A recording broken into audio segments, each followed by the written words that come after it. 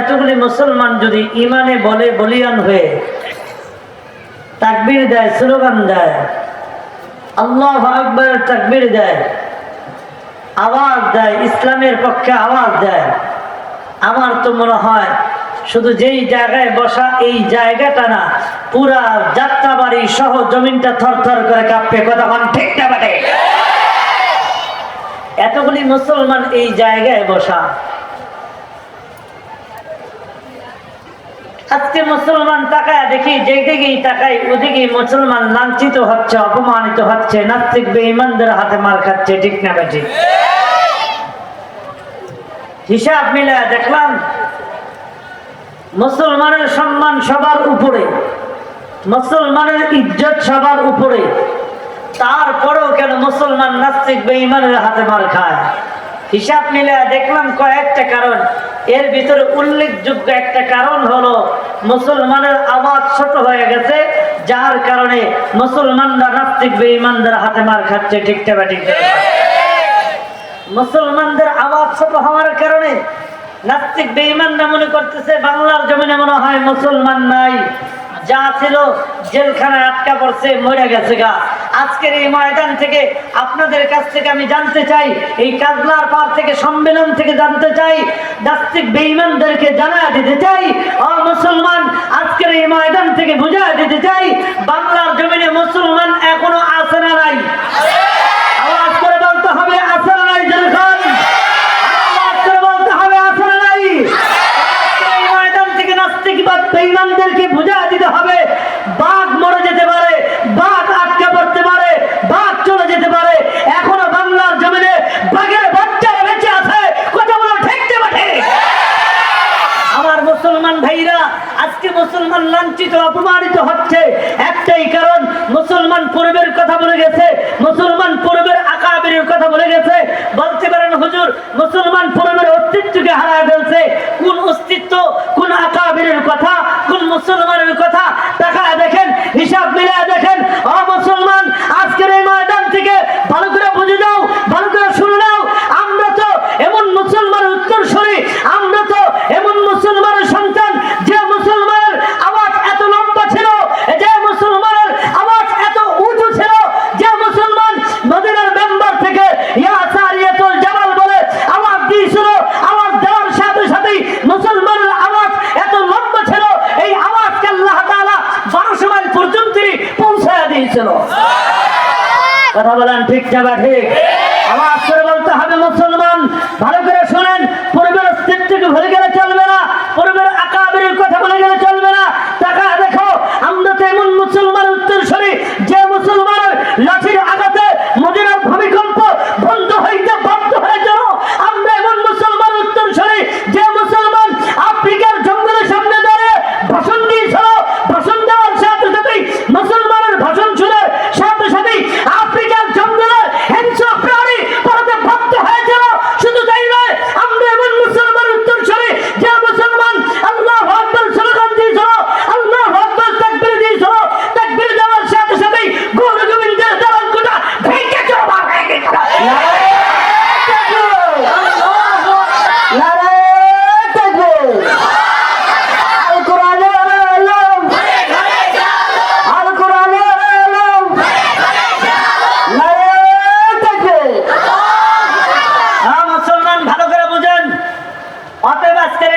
থেকে বলে দিতে চাই, পূর্বের আকাবিরের মতন, পূর্বের মুসলমানের মতন বর্তমান মুসলমান যদি আল্লাহু আকবার তাকবীর নিয়া, আল্লাহু আকবার স্লোগান নিয়া আবার রাস্তায় নামতে পারে, তাকবীর দিতে দিতে হবে, ইনশাআল্লাহ বলতে পারি এই বাংলার জমিন থেকে নাস্তিক বেঈমানরা পালাতে দেরি হবে না।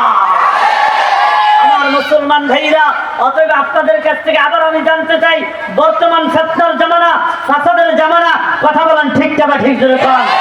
যে জামানার মুসলমান, যে জামানার ইমানদার, যে জামানার মুমিন, অর্থাৎ বর্তমান জামানার মুসলমান, বর্তমান জামানার ইমানদার এই কথা বিশ্বাস করে, এই কথা স্বীকার করে, এই কথা মানে, বর্তমান জামানার মুমিন মুসলমান কি কথা বিশ্বাস করে, কি কথা স্বীকার করে? বর্তমান জামানার মুমিন মুসলমান এক বাক্যে স্বীকার করে না, মুসলমানের জীবনের সফলতার চাবিকাঠি একমাত্র কোরআন ও হাদিস।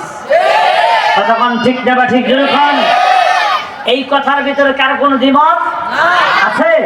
কার কোনো দ্বিমত নাই। কিন্তু তারপরে দুঃখের সাথে বলতে হয়, আফসোসের সাথে বলতে হয়, কলিজা ভরা ব্যথা নিয়ে বলতে হয়, বর্তমান জামানার মুমিন মুসলমান একথা স্বীকার করার পরও, বুঝার পরও, জানার পরও তাকায় দেখেন বর্তমান জামানার মুমিন মুসলমান কোরআন হাদিস বাদ দিয়া, কোরআন হাদিসকে ছাইরা দিয়া, কোরআন হাদিসকে দূরে ঠেলে দিয়ে বর্তমান জামানার মুমিন মুসলমান নিজের মন গড়া তন্ত্র মন্ত্র দিয়ে নিজের জীবনের সফলতা ফিরিয়ে আনার চেষ্টা করছে। ঠিক না বা ঠিক যখন? হ্যাঁ মুসলমান, ভালো করে বুঝেন। আপনাদের কাছে জানতে চাই, মুমিন মুসলমান কোরআন হাদিস বাদ দিয়া, কোরআন হাদিস ছাইরা দিয়া কখনো কি সফলতা ফিরিয়ে পেতে পারে? এটা সম্ভব? কখনোই সম্ভব না। ঠিক এমন একটা প্রতিকূল মুহূর্তে আল্লাহ তাবারক ওয়া তাআলা আপনাকে আমাকে যাচাই বাছাই করে বরকতময় মজলিস মাদারিসুল্লাহ, মাদারিসুর রহমান এমন একটা বরকতময় মজলিসে এসে বসে কিছু কোরআন হাদিসের আলোচনা করা এবং শোনার জন্য তৌফিক দিলেন। এজন্য আমার ভাইয়েরা, আমাদের অন্তর থেকে রিয়া অহংকার তাকাব্বুরি দাবাত, দুনিয়ার প্রেম, দুনিয়ার ভালোবাসা, দুনিয়ার মহাব্বত সব কিছু অন্তর থেকে বের করে দিয়ে যে আল্লাহ আমাদেরকে আনলেন, বসার তৌফিক দিলেন, বলার তৌফিক দিলেন, শোনার তৌফিক দিলেন, ওই মহান রব্বুল ইজ্জাতের দরবারে জবান খুলে কালিমাতুশ শুকর হিসাবে বলি আলহামদুলিল্লাহ। আজকের এই মাহফিলে আসতে পারলাম, খুশি না বেজার? সত্যি খুশি আমরা? আসলে কি খুশি? পরীক্ষা করে দেখবো খুশি না বেজার? যারা আসে নাই তারা তো এমনি বেজার, তো যারা আসছেন এদের ভিতরে খুশি না বেজার? সবাই খুশি? সবাই কি খুশি? সবাই খুশি। দুটো হাত তুলে দেখাই কে কে বেজার।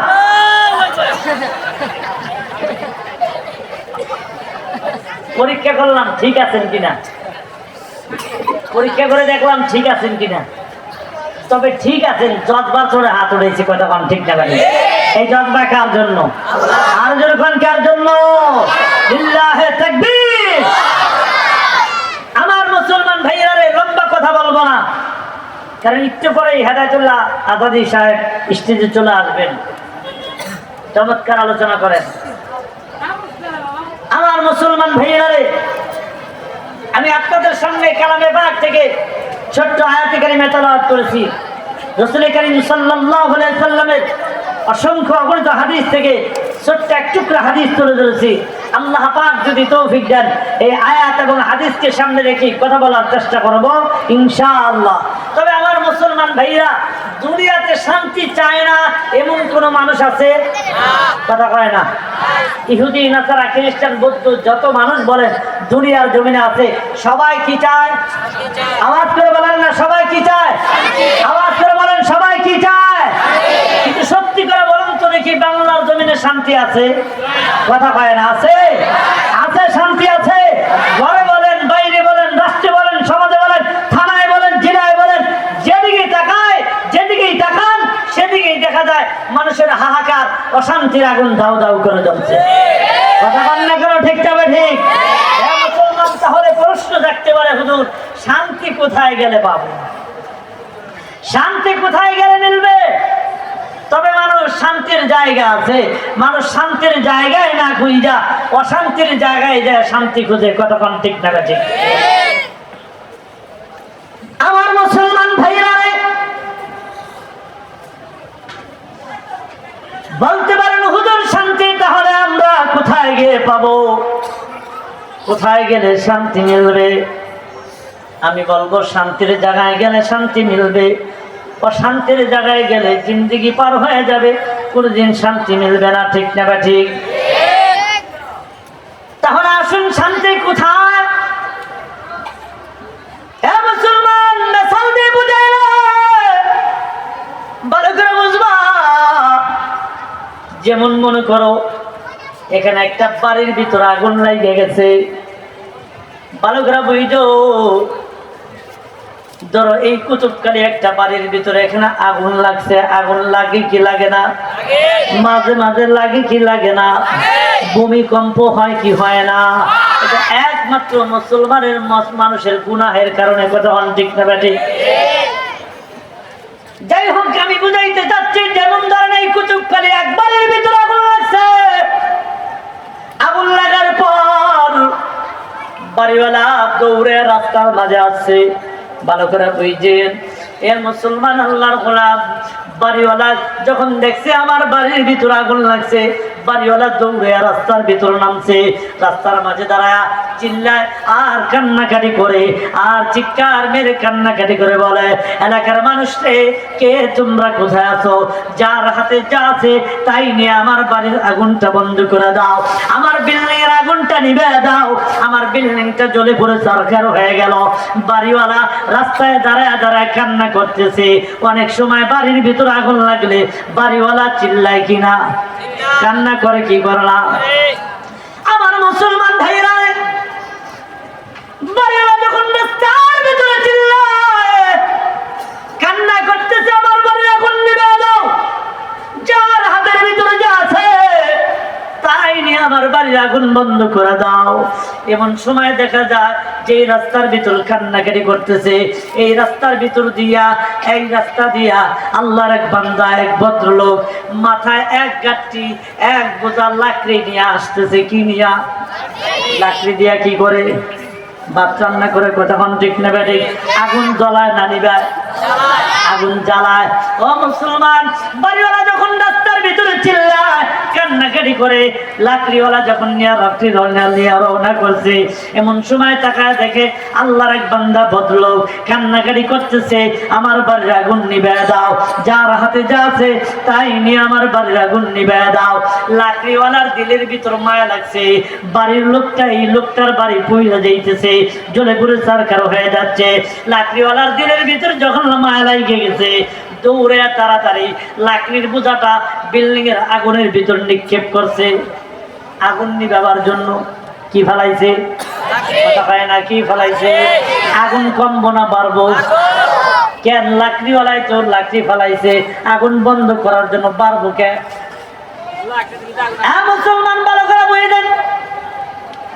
এরপরে বাড়িওয়ালা আবার চিল্লাইতেছে, কান্না করতেছে, রাস্তায় দাঁড়ায় কান্নাকাটি করে, কার কাছে কি আছে? আমার বাড়ি আগুন বন্ধ করে দাও। এমন সময় দেখা যায় একটু পরে আরেক ভদ্রলোক, আল্লাহর আরেক বান্দা মাথায় করে এক জার এক টিন কেরাসিন তুল নিয়ে যাইতেছে। কেরাসিন তুলওয়ালার দিলের ভিতর মায়া লাগছে, মায়া লাগার সাথে সাথেই দৌড়ে আগুন নিভাবার জন্য কেরাসিন তুলওয়ালা দৌড়ে যায় বিল্ডিং এর ভিতর তুল ফালাইছে আগুন নিভানোর জন্য। কথা হয় না? পারবো না কমবো? গুরু কন্যা পারবো না কমবো? মুসলমান, লাকড়িওয়ালা লাকড়ি ফালাইলো আগুন বন্ধ করার জন্য, কেরাসিন তুলওয়ালা কেরাসিন তেল ফালাইলো আগুন বন্ধ করার জন্য। সত্যি করে বলেন তো দেখি, এই দুই জিনিস ব্যবহারের দ্বারা, এই দুই জিনিস ফালানোর দ্বারা আগুন বাড়বো না কমবো? তাহলে লাকড়িওয়ালায় তো কেরাসিন তুলওয়ালায় তো আগুন নিবানোর জন্য তুল ফালাইলো, লাকড়ি ফালাইলো। আমরা তাহলে এটা সহজে বুঝতে পারি, এই আগুন বন্ধ করার জন্য লাকড়ি প্রযোজ্য না, আগুন নিবানোর জন্য তেল প্রযোজ্য না। কতক্ষণ ঠিক না বেঠিক? আগুন বন্ধ করার জন্য বিকল্প পানি ছাড়া বিকল্প কোনো রাস্তা নাই। ঠিক না বেঠিক? চাকরি যদি, লাকড়ি যদি, তল যদি কিয়ামত পর্যন্ত ফালা, বিল্ডিং এর আগুন বন্ধ হবে না। ও মুসলমান, আগুন বন্ধ করতে হলে পানি ছাড়া বিকল্প কোনো রাস্তা নাই। এমনি ভাবে মুসলমান ভালো করে বুঝুক কথাটা, দুনিয়ার জমিনে ঘরে বলো, বাইরে বলো, বাবার ভিতরে বলো, মার ভিতরে বলো, সংসারে বলো, স্বামী স্ত্রীর ভিতরে বলো, গ্রামে বলো, গঞ্জে বলো, থানায় বলো, জেলায় বলো, যেখানে বলো না কেন, সারা পৃথিবী বলে, বাংলার জমিন বলে, যে অশান্তির আগুন দাউ দাউ করে জ্বলছে, মুসলমান আগুন, এই অশান্তির আগুন বন্ধ করতে হলে একটা কথা বলে রাখো, যেমনি ভাবে আগুন বন্ধ করতে হলে পানি ছাড়া বিকল্প কোনো রাস্তা নাই। বাংলার জমিন থেকে অশান্তির আগুন বন্ধ করতে হলে কোরআনের আইন ছাড়া বিকল্প কোনো রাস্তা নাই। আমার মুসলমান ভাইরা, সময় খুব ভালো করে বুঝো, অশান্তির আগুন বন্ধ করতে হলে কোরআনের আইন ছাড়া বিকল্প কোনো রাস্তা নাই।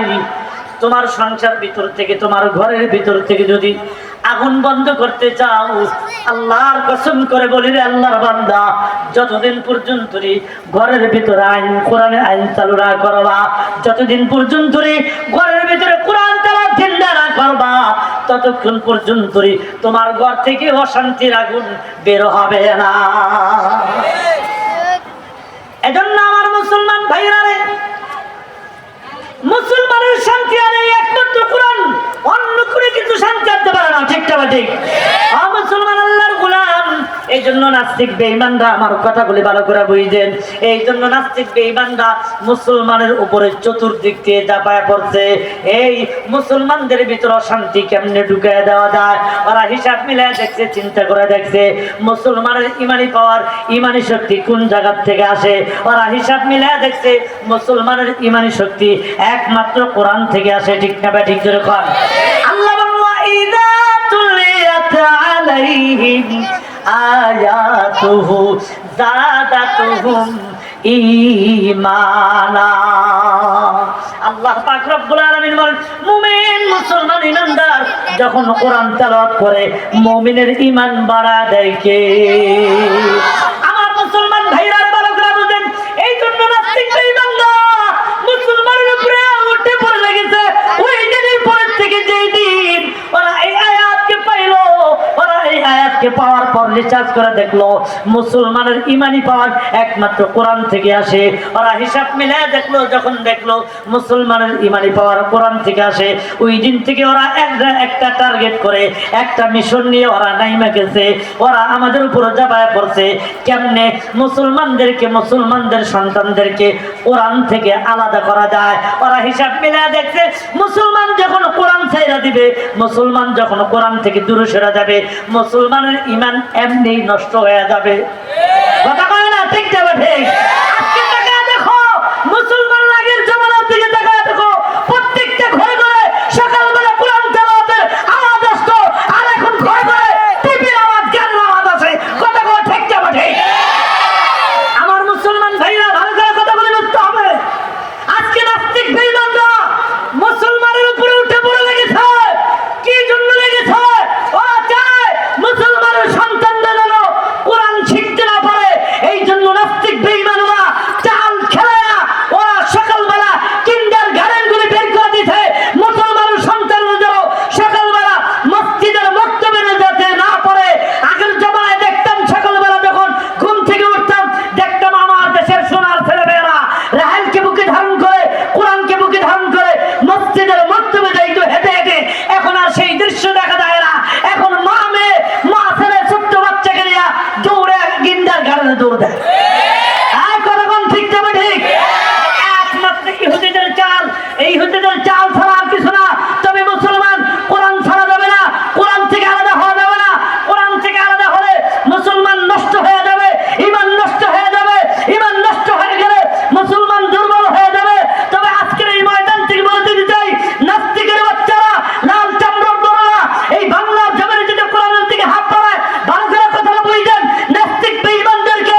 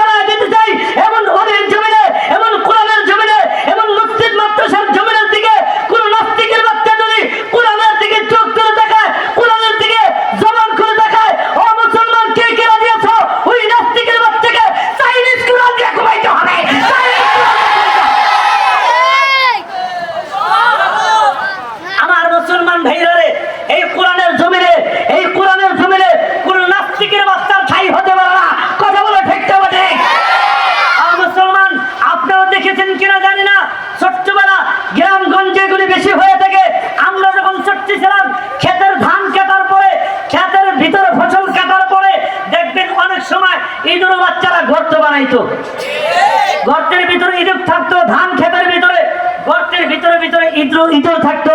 শুধু তাই নয়, আমরা করেছি সকালবেলা ছোট্টবেলা ছোট্ট গর্তের ভিতরে ছোট্ট একটা পোকা থাকতো, যেটাকে ধইরা পানি ঢেইলা ঢেইলা আমরা বের করতাম, বের করে খেলা করতাম। ধান ক্ষেতের ভিতরে যা গর্তের ভিতরে গরম পানি ঠান্ডা পানি ঢাইলা ঢাইলা এরপরে ইঁদুর বাচ্চাকে বের করতাম। শুধু বের করতাম তা না, এরপরে বস্তার মুটকিটা এইভাবে পাততাম, এইভাবে দিতাম। পানি ঢালার পরে ইঁদুর বাচ্চা বের হয়ে আসলে এই ইঁদুর বাচ্চারা বস্তার ভিতরে যখন ঢুকে পড়তো, এই দিকে তাকান, যখন ঢুকে পড়তো বস্তার ভিতরে এইভাবে মুটকিটা ধইরা আশ্রয় আশ্রয় মারতাম। কথা বলেন ঠিক না ঠিক? মুসলমান আমার ভাইয়ারা, আপনাদের কি বলে দিতে চাই, আজকের এই ময়দান থেকে ওই নাস্তিকের বাচ্চারা ভালো করে শুনুন, এমন একটা সময় আসবে যেই দিন ইসলামের হুকুমত কায়েম হয়ে যাবে, ওই দিন মুসলমানের সন্তানরা নাস্তিকের বাচ্চাদেরকে ওই ইঁদুরের বাচ্চার মতন বস্তার ভিতর জানলে আশ্রয় মারা হতো। এক একটা নাস্তিকের বাচ্চাকে আস্তে আস্তে মারা হবে। কথা বলে ঠিক হবে? আমার মুসলমান ভাইয়েরা ভালো করে বুঝেন, একটা নাস্তিকের বাচ্চাও এই বাংলা জমিনে ঠাই হবে না। কথা বলেন ঠিক না ঠিক? কোরআন বিরোধিতা করবে, কোরআনের বিপক্ষে কথা বলবে, এই নাস্তিক এই বাংলা জমিনে থাকতে পারবে না। কথা বলেন ঠিক না ঠিক? এই জন্য আমার মুসলমান ভাইয়েরা, আল্লাহর নবী আখেরি পয়গম্বর বলেন, কেউ যদি দামি হতে চাও, কেউ যদি দামি হতে চাও, তার জীবনটাকে কোরআনের সঙ্গে লাগায় দাও। কথা বলেন ঠিক না ঠিক? জোরে বলেন ঠিক না ঠিক? আমার মুসলমান ভাইয়েরা, যেমনি ভাবে তাকায় দেখেন, একটা মানুষ তখনই দামি হয়ে যায় যখন কোরআনের সঙ্গে তার স্পর্শ হয়ে যায়, কোরআনের সঙ্গে তার সম্পর্ক হয়ে যায়, কোরআনের সঙ্গে তার সম্পর্ক গড়ে ওঠে, তখনই ওই মানুষটাকে আল্লাহ তাআলা দামি বানায় দেয়। কোরআনের যেমন ইজ্জত, ওই মানুষটার ইজ্জত বানায় দেয়। তাকায় দেখেন, কোরআনের দ্বারা ইজ্জত বাড়ানো করে মক্কাতুল মুকাররমার ইজ্জত তখনই বেড়ে গেছে যখন কোরআনুল কারীম নাযিল হয়েছে। মদিনাতুল মুনাওয়ারার তখন ইজ্জত বেড়ে গেছে যখন কোরআন নাযিল হয়ে গেছে। শুধু তাই নয়, তাম পৃথিবীর ভিতরে, তাম বাংলাদেশের ভিতরে, পৃথিবীর ভিতরে কত গর্ত আছে, কত গুহা আছে, কিন্তু গারে হারার ভিতরে গারে হারার মতন কোন সম্মান, কোন ইজ্জত, এত ইজ্জত কোন গর্তের নাই। ঠিক না ঠিক? কেন কয় গারে হারার এত সম্মান, কেন এত ইজ্জত, কেন কয় গারে হারার ভিতরে আল্লাহ কোরআন নাযিল করেছেন, যার কারণে কোরআনের বদৌলতে আল্লাহ গারে হারার ইজ্জত বাড়ায় দিয়েছেন। ঠিক না ঠিক? শুধু তাই নয়, তাকায় দেখো, বছরের ভিতরে 12টা মাস আছে, রমজান মাসের সম্মান সবচাইতে বেশি।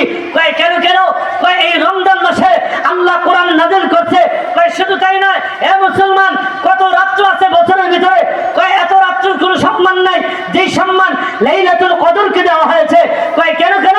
কয় লাইলাতুল কদরে আল্লাহ কোরআন নাযিল করছেন, তার মানে এটাই প্রমাণ করে যেখানে কোরআন সেখানেই সম্মান। ঠিক না ঠিক? আমার মুসলমান ভাইরা রে, এজন্য আল্লাহর নবী আখেরি পয়গম্বর বলেন, কারো জীবন যদি দামি বানাইতে চাও, কারো জীবনটাকে যদি সম্মানী বানাইতে চাও, আল্লাহর নবী আখেরি পয়গম্বর বলেন, তোমার জীবনটাকে কোরআনের সঙ্গে লাগায়া দাও। আপনাদের সামনে একটা মিসাল তুলে ধরলে সহজে বুঝবেন। পয়গম্বর আরবি সরকার তো আলম নবী আখেরি পয়গম্বর যখন দুনিয়ার জমিন থেকে বিদায় হয়ে গেল,